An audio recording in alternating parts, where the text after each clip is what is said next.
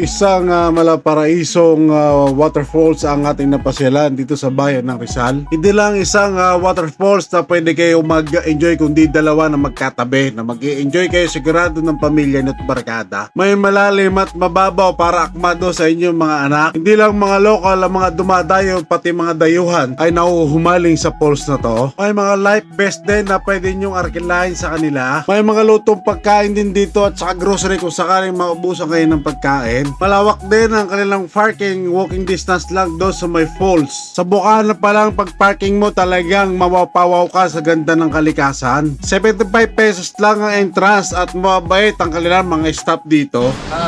Hapon po, welcome po sa Taranang Falls. Bakit po kayo hapon na? Ngayon lang dumating, may dinaan na kami iba eh. Saan po ba kayo galing pampasyalan sa Tanay? Galing pa kami ng sarado isa eh, yung ano? Treasure? Oo. Sarado po tayo. Saan kayo pumunta? Anong isa pa? Pitate? Ano yung... Meron kami nga dyan, nag-supply installation ng aircon. Sa mga college. Wala, kailangan bumaba eh. Sinamantala na namin na pumasyal. Sige po. Ang ganda. Dito po sa Taranang. Okay pa na po hanggang 5. Magaganda mga pasyalan dito sa Maganda Tanay. po ito sa Tanay. Welcome na welcome pa ito. Salamat po, maraming salamat. Malawak ang area at may mga cottage din sila na pwede na arkilaan at paliguan. Tara guys, samahan nyo ko at quick review natin ang Daranac Falls ng Tanay.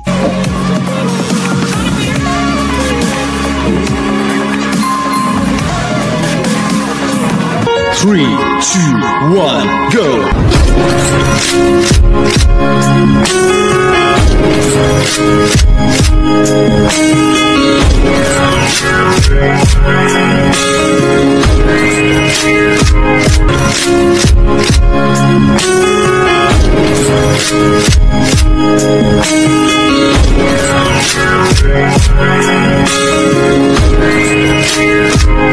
Hello guys, isang mapagpalang araw po sa inyong lahat. So ngayong araw na to meron po kaming supply installation sa area ng Tanay Rizal. So pagkakataon din medyo excited tayo. Sabi ko abang nag-install ka akong tropa, mamasyal din kami ni Mrs. So sa biyahe pa lang talagang mamamangha ka sa ganda ng mga kalikasan, ganda ng lugar. So talagang swerte ang mga taga Tanay Rizal. Abang nag-install ng tropa, sabi ko kay Mrs. sa pagkakataon din naman na makapasyal tayo at maghanap ng magandang spot dito sa Rizal. So unang naisip namin puntahan dito yung Treasure Mountain. Kaso nga lang nung nakarating kami doon, hindi namin alam may sarado pala dahil merong problema ata sa management.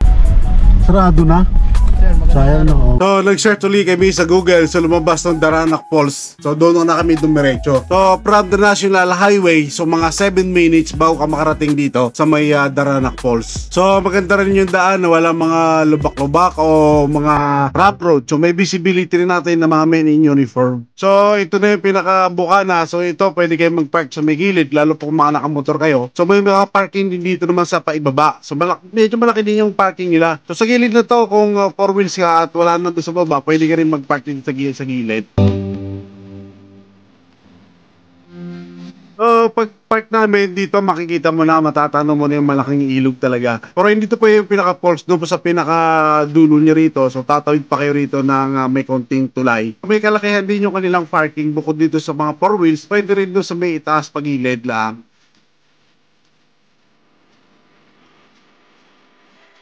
So, ito naman yung pinaka-entrance nila. Bali, ang entrance dito na matatanda, 75 pesos. Ano, sisilip lang. Video lang na konti. Hapon po, welcome po sa Taranang Falls. Bakit po kayo hapon na? Ngayon lang dumating, may dinaan na kami iba eh. Saan po ba kayo galing pampasyalan sa Tanay? Galing pa kami ng sarado isa eh, yung ano? Treasure? Oo, Sarado po tayo. Saan kayo pumunta? Anong isa pa? Pitate? Ano yung... Meron kami nga dyan, nag-supply installation ng aircon. Sa mga college. Wala, kailangan bumaba eh. Sinamantala na namin na pumasyal. Ang ganda. Dito po sa Taranang. Napaka-swerte niyo po ito at pagkaganda mga pasyalan dito sa Tanay. Maganda po ito sa Tanay. Welcome na welcome. Salamat po, maraming salamat. Bali po yan po yung mga bawal. Para ma-vlog.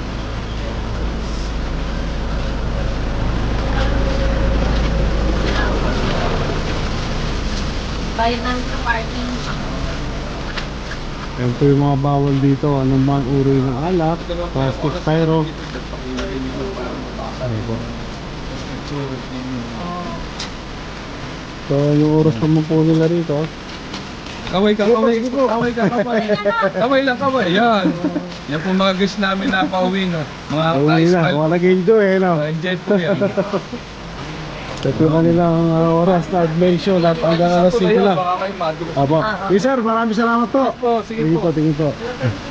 So dito dadaan tayo sa may tulay ng Bitin kung tawagin. So para makatawid tayo dun sa kabila kasi nandun yung dalawang falls. So itong malawak kong ilog na to, mahaba.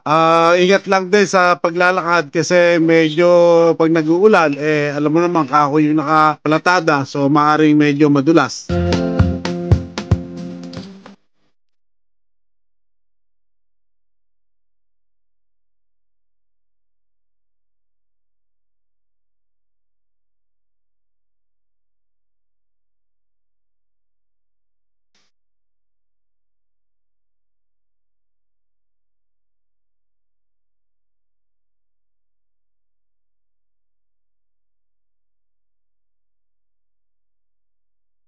So, pagpasok nyo rito, may mga tent din naman, mga cottage na pwede arkilahin. So, rito may mga lutong pagkain din, merienda. Tapos doon sa kabila naman, meron din mga lutong ulam kung sakaling kinula kayo sa pagkain. May grocery dito na maliit na grocery kung sakaling kailangan nyo ng mga pang merienda.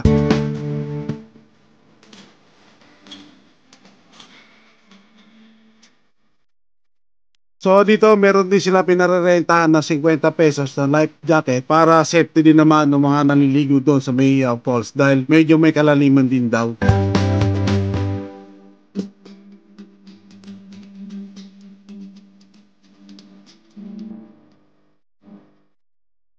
So medyo may kalakihan din yung area according dito sa kanilang layout. So hanggang taas pa to.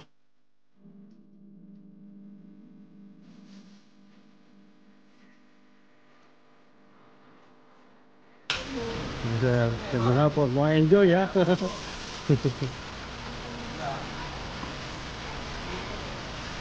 So kailangan medyo magilyo rin tayo sa ating mga kapwa-tao. So may mga tent din sila rito.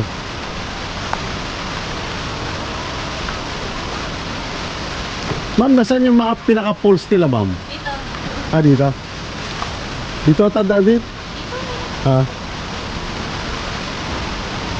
So medyo nangangamba pa tayo mga kaibigan dahil first time natin nakarating dito. So paibaba pala yung pinaka-falls nila. So malaki, meron dito sa itaas na mga cottage. Ito naman yung kanilang palikuran kung sakali magbabadlaw kayo. So malaki rin CR. So sakali may makasama kayong matanda o mga bata, so kailangan alalay din. Kailangan hawak nyo rin para kasi yung bato medyo may pagkarap. So medyo may kadulasan lalo pag nag-uulan. So para maingat lang po tayo at safety sa ating lahat. So ito rin pababa doon sa waterfalls nila na dalawa. So sa bukana pa lang talaga namang ako sa kagandahan. Bali, dalawang ilog pala to. Yung pinakamalaking ilog na yun doon, separate din pala yun yung tinawiran natin ng Tulay Bitin. So iba ring ilog din to, yung pinanggagalingan ng waterfalls.